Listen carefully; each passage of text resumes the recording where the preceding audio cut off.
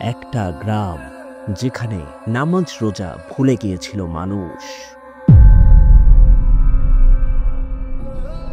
যারা ধর্ম নিয়ে করেছিল ঠাট্টা, তাদের জন্য অপেক্ষা করছিল অদৃশ্য এক বিচার।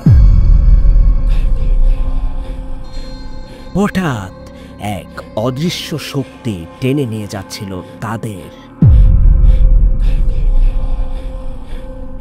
মসজিদের দ্বার প্রান্তে কে নিয়ে যাচ্ছিল, কেন নিয়ে যাচ্ছিল? ভয় আর রহস্যের জালে তারা খুঁজতে শুরু করলো এক ভণ্ড ইমামকে।